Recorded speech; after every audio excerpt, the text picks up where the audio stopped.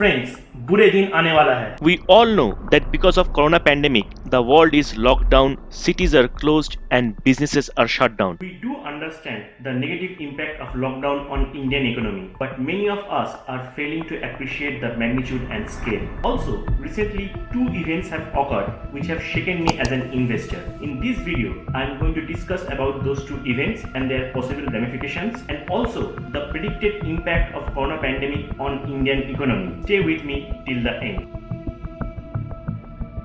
Even before corona broke out in March, India's economy was in tailspin. Our GDP in last quarter was only 4.7%, a low C in 2013 before Modi became Prime Minister. Agriculture and manufacturing sectors were the major laggards. One thing is clear, that Modi government, at least in the economy front, has not been able to deliver. Another concerning issue is that for the last 2 years there have been major defaults which has shaken the Indian financial system. It started with ILFS in 2018 when it defaulted 46,000 crore and was followed by DHFL again defaulting around 83,000 crore. The other major defaults were Arcom, Cox and Kings, Excel Group, Jet Airways, etc. Not mentioned the scams by the crony capitalists like Nirav Modi, Mehul Choksi and Vijay Mallya and their impact on banking system. All these left our financial and banking system in a mess, and India's bad debt component as of today is around 11 lakh crores.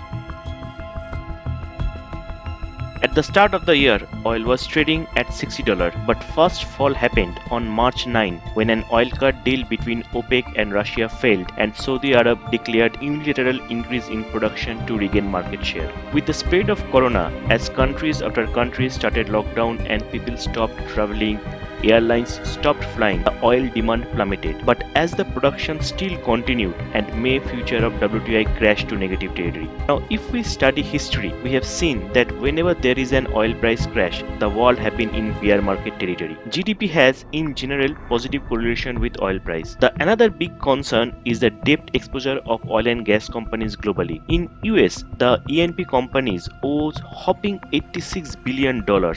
And if the companies go bankrupt in the oil price war, we are looking at another 2008-like tsunami in financial market. Let me first explain what bond is in case you are not aware. Bonds are a kind of financial instrument whereby a company raises money from the market for a certain tenure and in return promises the bondholders a certain interest and returns the capital to the investor when the bond matures. Now on 23rd of April, Franklin Templeton declared sudden closure of 6 debt bond funds which shocked everyone. Total of 31,000 crores of investor money got frozen. And this created panic in Indian bond market on what if the underlying securities start defaulting on interest and principal repayment. Now you may be thinking that how does it matter to you if you do not hold bond or mutual funds? Well, it matters. Because not only retail investors but pension funds and insurance companies also buys bonds. Remember that in the recent Yes Bank crisis, government wrote off 9,000 crores of 81 bonds which affected Nippon Life Insurance and pension funds of companies like L&T and Oil India.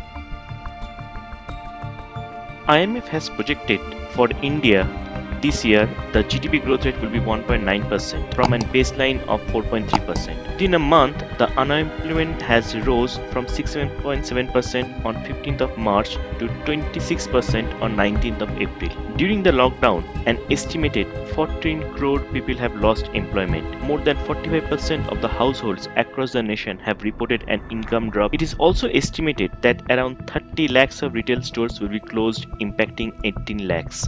Fourth hit will be tourism, where around 70% of the workforce, around 3.8 crore people, will become redundant. Even in organized sectors, layoff will be expected in startups, IT, banking and financial services, media industry, manufacturing, etc. The most worrying part is the exposure of banks in corona hit sectors.